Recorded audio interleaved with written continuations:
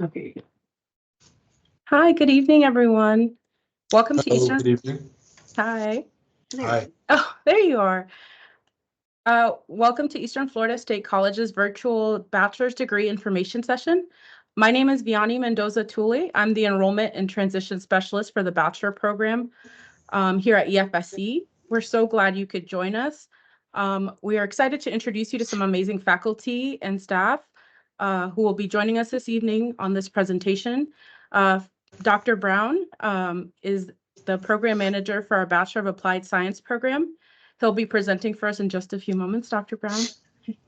Hello, good evening, everybody. Also, I'd like to introduce Nicole, who is one of our bachelor advisors on the Melbourne campus. She'll be available during the session answering your questions in the questions section of the chat. And at the end of the session, we'll also have a Q&A if you have any questions you'd like to save for then. I do want to mention that this session is recorded and there are other staff members behind the scene that will be assisting during the session. So thank you to them. So without further ado, let's get started. So during tonight's information session, you'll get an overview of our bachelor degrees that we offer here at Eastern Florida State College. We're also going to have our faculty presentations, which will give you an insight into our BAS and Applied Health Sciences degree. Following that, we will be covering information on our RN to BSN degree program. After the presentations, we're going to discuss your enrollment and admission steps. And then finally, there will be a question and answer session where you can ask your questions to our presenter and advisor, but you can feel free to do that either way during the session in the Q&A option, since the chat will be turned off. Before the presentation, I would like to give you a brief history and an overview of our bachelor degree programs here at EFSC. So Eastern Florida began offering bachelor degrees in 2013. These degrees directly relate to the in-demand careers in the area, which were identified from a list of targeted sectors where job growth was expected, with a specific emphasis on high-wage and high-need jobs. EFSC is one of America's top state colleges for quality instruction, innovation, and cutting-edge programs. Our bachelor programs are designed to fit both traditional and working adults. We also offer 28 specializations currently, and we're constantly looking for ways to adapt and better our degrees and specializations. Since the start of our program, we've had over 3,700 bachelor degree graduates, and you can always learn more by going on our website to easternflorida.edu/go/bachelors. So why should you consider pursuing a bachelor's degree at Eastern Florida State College? Well, our standards and accreditation are on par with those of other state universities. At EFSC, a bachelor's degree is convenient and affordable. We offer local options allowing students to stay close to home, and it allows working students to continue their education while managing day-to-day life. We offer small class sizes here at EFSC, and it ranges from 25 to 30 students, and this allows for more personalized learning and instruction. There is also automatic acceptance to most of our programs upon completion of program requirements. Others are limited access programs. We offer classes on all 4 of our campuses with in-person, hybrid, online, and high flex format options available, depending on the degree. So hybrid is a combination of online and in-person attendance, while high flex is a new live online lecture style course that allows students to participate virtually in a live classroom setting. During each semester, we also offer multiple term lengths to best suit our students' needs. And there is financial aid and scholarships available to help cover your tuition expenses, like our Titan scholarships, which are a form of financial aid. And last year, over $1 million in scholarships were awarded. Here at Eastern Florida State, we offer 5 bachelor degrees. We have 3 Bachelor of Applied Science degrees, which are Applied Health Sciences, Computer Technology, Systems Information, and Organizational Management. We also offer a Nursing RN to BSN degree, as well as a Science Teacher Bachelor of Science degree. All of our degrees have a combined total of 28 specializations. So what is a specialization? A specialization is a track that offers unique classes and curricula to meet your specific career and academic goals. An example would be I have a bachelor's degree in applied sciences with a specialization in advanced allied health. So here's a list of the 28 bachelor degree specializations that we offer here at EFSC. You can also learn more about each specific degree's curriculum, the time frame, and the cost on our website under the corresponding degree. Next, we are delighted to present an overview of our BAS in Applied Health Sciences degree led by Dr. Wayne Brown. With over 35 years of extensive experience in healthcare, Dr. Brown serves as the program manager for EFSC's Bachelor of Applied Science program. Dr. Brown, thank you so much for being here, and I'll let you take it from here. Absolutely. Hello, everyone. I just again want to introduce myself. So I head up the Bachelor of Applied Science program. That's typically folks who may or may not be working in the healthcare environment, a physician's office. Like I said, they may not be, but interested in moving into healthcare. Typically, individuals working in nursing, respiratory therapy, sonography, any one of these areas who may be now interested in moving into leadership positions. As my journey was as a respiratory therapist, I've worked for over 35 years in New York, DC, small hospitals, large hospitals. I've worked frontline. I've been blessed to have leadership roles. So basically, the program that I head up in terms of my position focuses on those individuals and then focusing how they need to grow and become leaders. And it's pretty global. And so I'll go on to the next slide and sort of try to fill in some of the gaps here. So with this degree, students from different specializations receive a broad-based foundation in global and national healthcare issues and trends. So what does that actually mean? So you focus on issues in terms of healthcare for individuals, but also healthcare as it relates to on a global basis, like we all experienced, unfortunately, and still experiencing COVID and things of that nature. Evidence-based medicine in terms of what actually has been proven to work, and you implement those things and have positive outcomes. The focus also is in healthcare systems management, which is a whole different paradigm when you think about doing hands-on versus, heading up or leading individuals. That's a whole different mindset, right? A whole different educational piece. And then there are those who, while they want to work in healthcare, not really interested in putting their hands on patients, and that's fine. But they're more technically based in terms of informatics, data, information. Those individuals are critical to the healthcare environment in terms of acknowledging what the data means, how it impacts patients, what are the positive outcomes, not so positive outcomes, what kind of tools we should be using so we benefit and the patients get optimal care. So that's all data-based. You can move on. Right. So my piece of the pie is the very first one, advanced allied health, advanced moving from hands-on into leadership roles. And if anyone here is in a leadership position or supervisor position, you know that is a big difference between actually doing the work and then leading people to do the work. Biomedical science, I can skim through a couple of things as we go through the slides. I'm familiar with a couple of items here, but these others are headed up by a different program manager. Biomedical is typically folks who work in healthcare but want to move into perhaps going into medical school, right? So moving in more into the clinical side of healthcare. Then there's biotechnology, medical imaging, diagnostics, sonography. I'll talk a little bit about that. And of course, veterinary technology, dealing with animals and those types of things, which we have a growing field for that. Next slide. So the advanced allied health, the specialization will equip you with entry-level management, right? How do you then get people to follow you? If your intention is to lead, people need to follow you, but the question is why, right? So how do you motivate? A manager takes care of the day-to-day things, scheduling, salaries, those types of things. A leader focuses on the vision of that department, the vision of that institution. Where are we going to be in 5 years, 10 years, right? But they also have to earn trust to get people to follow and move in one direction, right? So you deal with supervisory skills, relationship building, teamwork, team building, those types of things. This program allows you to pursue positions in nursing home administration, geriatric program development, social services coordination, and work in a clinical or healthcare administrative environment. Next slide, please.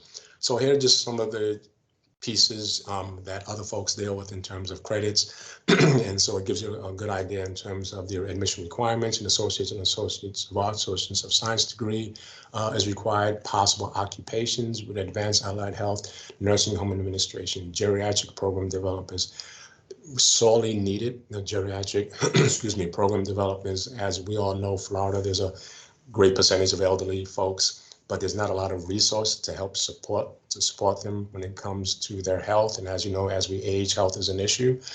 So we really need to have more people in that field, in that area. Social services coordinators, folks who are trying to focus on the needs of the community as it relates to people who are marginalized, people who unfortunately made some wrong decisions and maybe, dealing with drugs and things of that nature. How do we get those people sort of reacclimated, well supported, and back into the community? Excuse me. That's fine. Biomedical sciences, like I mentioned earlier, are folks typically who want to move into healthcare as it relates to medical school. And so with advanced science courses in areas of biology, biochemistry, emerging and infectious diseases, as we've experienced not too long ago, cell biology, students explore and analyze biological processes in various organizational levels, apply laboratory skills to support biomedical systems. And when you think of laboratory, right, you think of test tubes and blood and doing various things to try to find out what the issues are, what the disease state is. But I've spoken to our MLT, Medical Laboratory Technician Program Manager, and I said, well, I've never been really acclimated to that because, in a lab and you're dealing with, test tubes and blood and that sort of thing.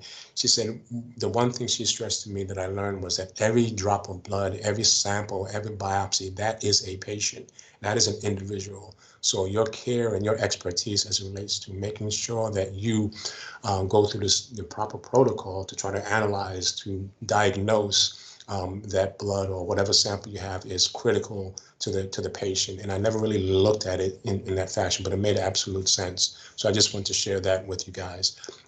Analyzing data, again, scientific literature, applies scientific methods in both the laboratory and field-based inquiry, and much more. Next slide, please. Again, biomedical sciences. Here's the nuts and bolts. Your associates and associates of science, associates of arts, the possible occupations, scientific research. Right. Research is exploding nowadays with all the disease entities and things that we've experienced as a country, as a world. Research is really growing, and some folks, I can really sort of promote that because I've just gone through research for the work I'm doing, and there is just a lot of opportunity for folks who get into data and information and statistics, and research is big actually. Ecologists, toxicologists, forensic scientists, medical sales. So there are a number of opportunities out there, graduate programs, opportunities, medicine, pharmacy, dental, and physician's assistant. Excuse me. So my son, Jack, actually just got admitted a year ago into PA school in Maryland. Knock on wood, he's doing great. It's excellent, an excellent field. He and I researched it prior to him being admitted, and it was nothing but positive things from folks who are in the field as physician assistants. So that's a growing need as well. And I think we can move on. But biotechnology, in this specialization, students explore and analyze biological processes in different organizational levels, develop skills in writing biological and biomedical papers, right? It's one thing to see what's going on in terms of different lab results, different outcomes. It's another thing to put it on paper. So it's actually a document that is understandable at different levels. It makes no sense to use high technical words if folks don't understand it. So to be able to translate what you're observing, what you're researching, the outcomes, and put it on paper so people can understand it and learn from it. You can go on from there. Okay, so biotech program, occupations, bioinformatics scientists. Basically, that's kind of a big term. If you have a clinical background, say for myself as a respiratory therapist for a number of years, so I have clinical skill set in terms of outcomes, what works, what types of modalities work for certain kinds of patients, what doesn't typically work. And then you put information in and you get out data in terms of how it works across the spectrum of the facilities, of the states, and so on. And then you sort of use data to facilitate what actual types of tools should be used for a particular type of patient, which types of tools and modalities have had the best outcomes over the years, as you now have information from a number of areas, a number of facilities, not just your actual facility. You have food scientists, biochemistry, biochemists, food scientists, huge need as you think about we as a world, we are connected in terms of trade, right? In terms of goods, food, other resources. Food obviously is something that we have to focus on in terms of, making sure there's no toxicity issues, make sure it's safe for our community. So that's a growing field as well as we connect with different parts of the country, different parts of the world for trade and so on. Animal scientists, that's okay, you can stay right there. Animal scientists, it feeds right into the next slide. Veterinary techs are folks who are acclimated toward, for animals, which I am in terms of, treatment and those sort of things. It's a whole different paradigm. So in terms of caring for animals, it's obviously, a huge area to look at and to consider. Right now we have service animals, service dogs. I have close friends who have a service dog, and just to see the relationship with the animal, it's almost human. And then, of course, as we know, animals tend to give you unconditional love. So that's something to consider if you're interested in, animal care and veterinarian practice in medicine as well. Next slide, please.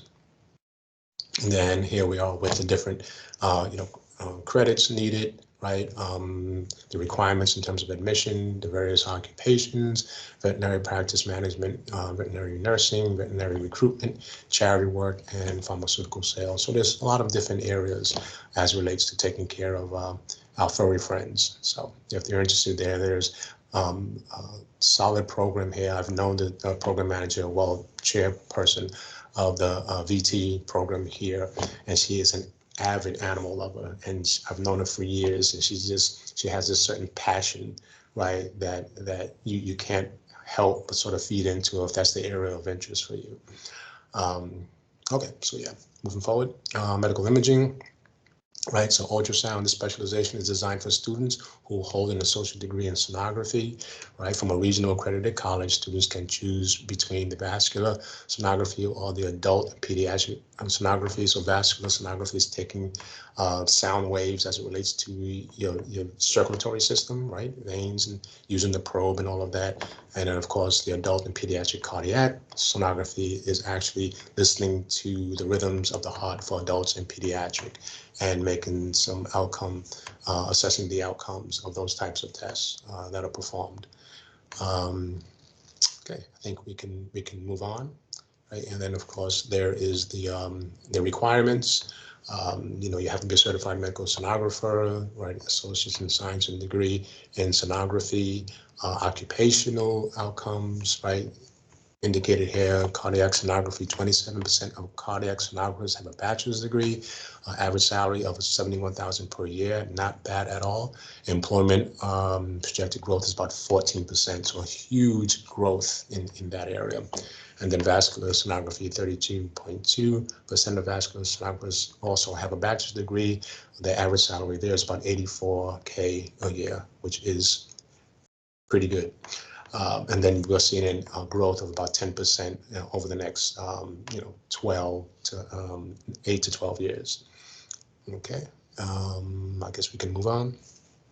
Medical imaging, informatics, taking information and putting it into a system to sort of explain a little bit what PACS is, PACS. So back when in DC, I'm not a sonographer, but I was the manager of the cath lab, and they did PACA, and PACS is picture archival cardiac systems, right? Communication systems. So think of it this way. I'm a surgeon and I'm working in someone's chest, and I run into a problem, something, I'm maybe not familiar with. So with this PACS system, you can actually send that picture, that actual real-time procedure to an expert, say somewhere in, I don't know, in Europe somewhere or wherever, right? So you have these physicians out there who are working with you, and once they link into you, they can see what you're doing from the other side of the world, and perhaps give and support you and give you some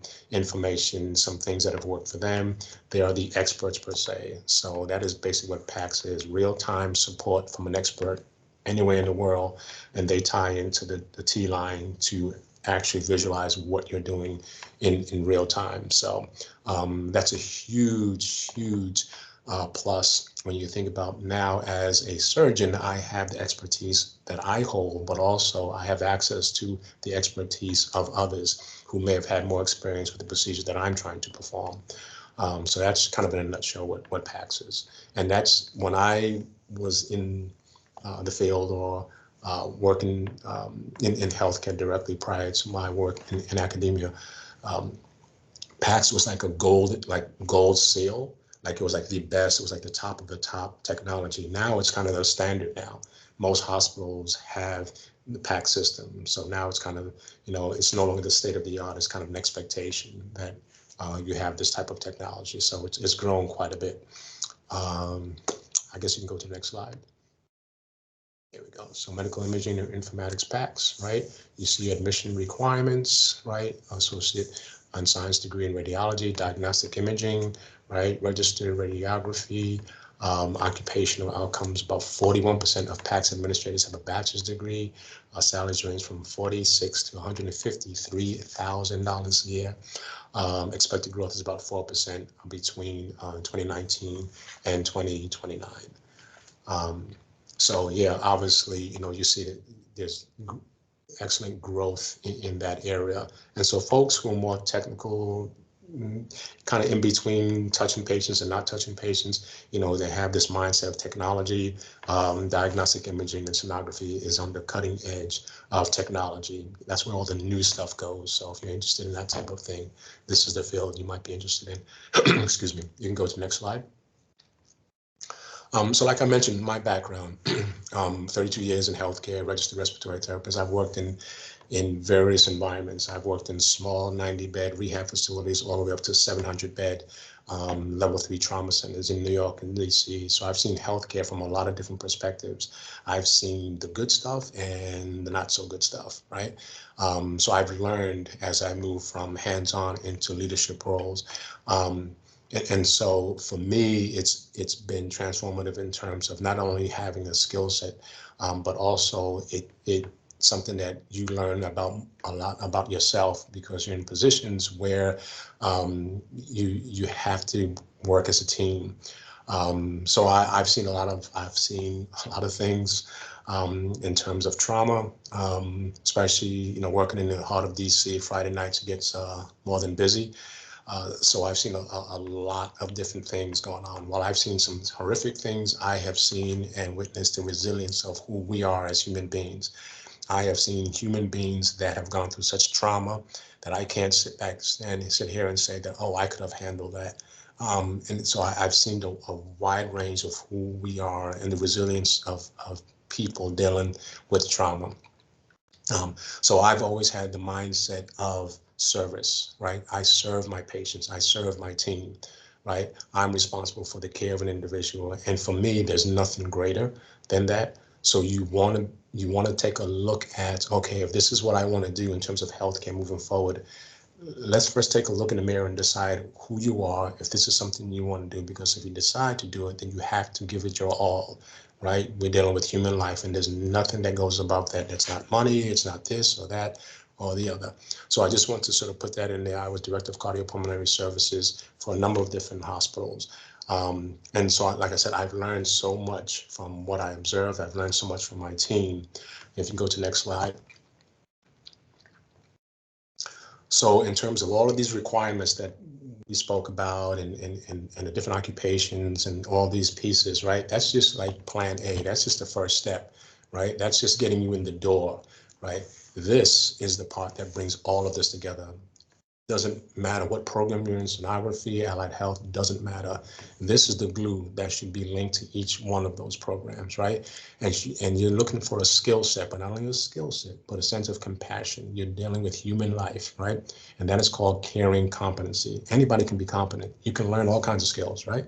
All of this stuff, technology, beautiful, right? It's the caring part that we need to make sure we focus on, and we have that piece. You have to have a sense of empathy, right? Empathy is everything. Empathy is not sympathy. It's not I'm sorry. It's trying to understand what other people are going through, right? And we all know we all go through stuff, right? When you have that sense of empathy for the people that you serve, for your patients, for your colleagues, right? You build a sense of trust, and trust feeds into recovery.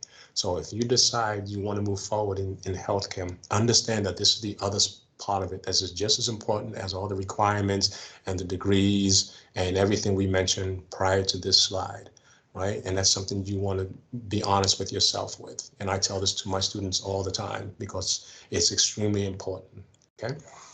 Next slide. So bottom line, you need to have a sense of community, right?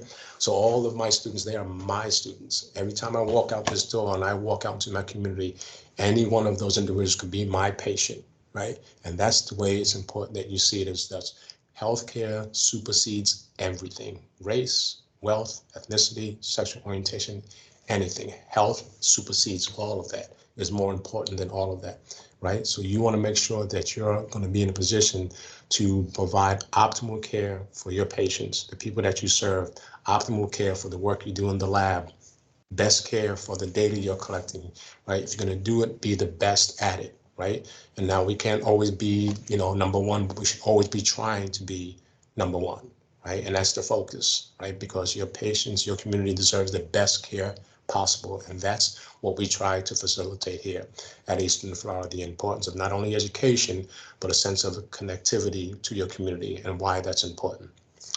Next slide. Because this commitment, right, with this commitment, you want to be and should be the guardian of health of your community, right? You are the guardian, right? You're at the gate in terms of the health of your community, and be proud. There's nothing that supersedes what you do if you decide to move forward in this field.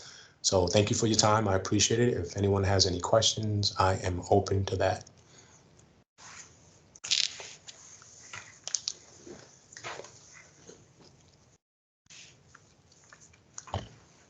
Thank you for your presentation, Dr. Brown.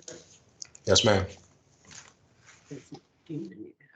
Okay, so again, if you have any questions, you can type them in the chat. Dr. Brown and Dr. Nicole will look at those. And if not, again, at the end of the session, we will have a Q&A. If you think of any questions, you'll type them in the chat and I'll read them out to the presenter, Dr. Brown, and then also to our advisor, Nicole.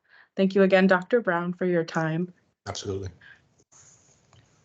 Okay, so now we are going to go into our RN to Bachelor of Science in Nursing degree. So our RN to BSN program started in 2018 and was designed to provide a seamless pathway for registered nurses to advance their education and career. This program does require applicants to have an AS or an AAS degree in nursing from a regionally accredited institution. So students must hold an active, clear, and unencumbered Florida registered nursing license as well. So our RN to BSN program here at EFSC is 100% online. It is also CCNE accredited, and it is designed to accommodate working registered nurses.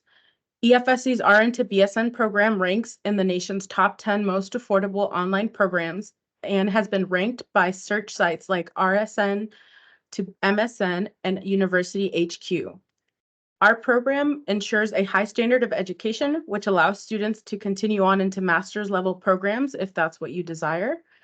This degree prepares students to take on additional leadership roles, oversee others, and perform advanced procedures, which in turn allows students to make a significant impact in their patients' well-being. So obtaining this degree will also allow you to make more money in your position or in a different position. So this is the degree makeup of our RN to BSN program. As you can see, generally students come into the program with an AS in nursing degree with around 73 credits. The ASN degree will complete most of your general education credits, which are in the light gray. If there's any that you require, they can be worked into your RN to BSN degree program, along with there's 10 required core courses and 2 BSN elective courses. This is a list of the 10 BSN major courses you would take in our RN to BSN program. An example of one of the courses you would take, let's see, Education Principles of Nursing Professionals. In this course, you would learn the process of nursing and health education, which would include the teaching, learning, and evaluation aspects in nursing and healthcare. So that's it for our information on our RN to BSN. Thank you for your attention. I hope the information was helpful. If you need more information about our RN to BSN program, you can pop a question in the chat, or you can click on the link on the PowerPoint and it'll take you to our website. Now we're going to transition into our enrollment and admission process. So let's talk about the tuition cost. So our lower level tuition rate here at EFSC is $104 per credit, while our upper level division courses are $128.51 per credit. So the average cost of a bachelor's degree from EFSC is around $7,710 in comparison to these other schools. Many of our students do receive financial aid to cover their tuition, like our Titan Scholarship, which, as mentioned before, last year, there was $1 million in scholarship aid granted to our students. So when are you eligible to apply for our programs? If you already have an AA or an AS degree, you're eligible to apply. Also, if you are in the process of completing your AA or your AS degree, you can apply within 1 semester of your graduation. For our RN to BSN program, you must have an AS or an AAS and hold an active Florida registered nursing license. Let's discuss applying. So you can apply online on our website, easternflorida.edu. On the right-hand side of the main page, there's a green box that looks like this. You'll want to select apply and fill out the registration form. There is a $30 application fee for non-EFSC students, which will be waived for those that attended the session tonight, and we will give you that code in just a moment. You should also request any of your non-EFSC transcripts to be sent to us. Then you will receive an acceptance letter with instructions for your next steps, which will include an online orientation. You'll have to wait for your non-EFSC transcripts to be reviewed. You'll want to submit your Florida residency, apply for financial aid and scholarships, and finally meet with one of our skilled bachelor advisors. Once that is complete, you'll be able to register for your courses. Registration for fall actually begins May 6th, so don't delay if you're interested in applying for the fall. Now we're going to go into our Q&A section. Dr. Wayne Brown and our bachelor advisor, Nicole, are here to answer your questions. You can type them in the chat and I'll be reading them out to them for them to answer.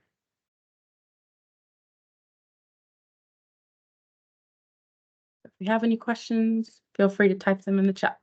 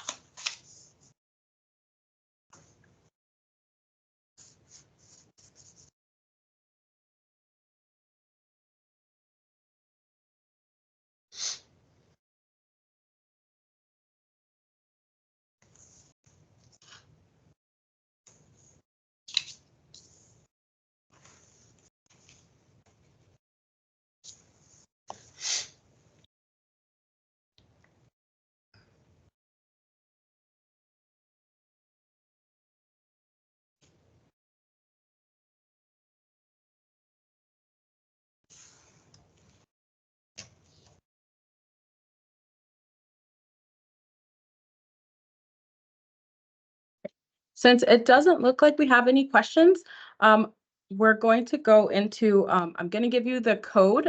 If anyone is interested in registering, there is a code that you can use. And you'll use that on the website when you go to apply. It'll say, where did you hear about us? You'll put a recruitment event.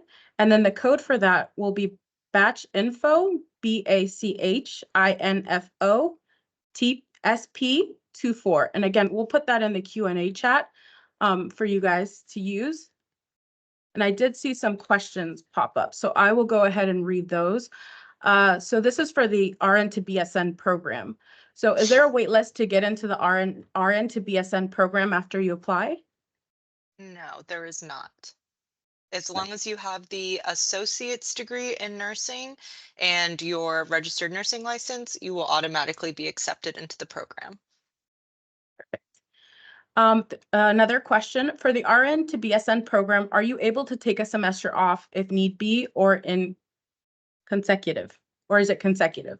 Yeah, that's a good question. So you are able to take off a semester. If you take off 3 consecutive semesters, so let's just say fall, spring, summer, you would need to reapply back into the program the next fall. But you are able to take, a couple semesters off if needed. Thank you. So if there's no other questions, again, this is the contact information. If you want to talk to a Bachelor advisor, you can do that at any time. You can click the link for more information on our website, and this is the email and the phone number that you can call if you have any questions after the session or any time about the admission, nursing, or any of our other advanced allied degree specializations. So I know we've given you a lot of information tonight. Hopefully it inspired you to pursue a bachelor's degree here at Eastern Florida State College. I hope we were able to answer your questions. If not, again, don't hesitate in reaching out to us for more information. We're here to help you and we want you to be successful. Thank you to everyone who made this event possible, and a special thank you to our Bachelor Advisor, Nicole, and our faculty presenter, Dr. Wayne Brown. Thank you all for joining us. We do have the code also in the Q&A chat, so if you want to make sure you copy that, that will waive your $30 application fee for attending this session. Again, thank you for joining us. We look forward to seeing you online or on campus as one of our students. Have a great night.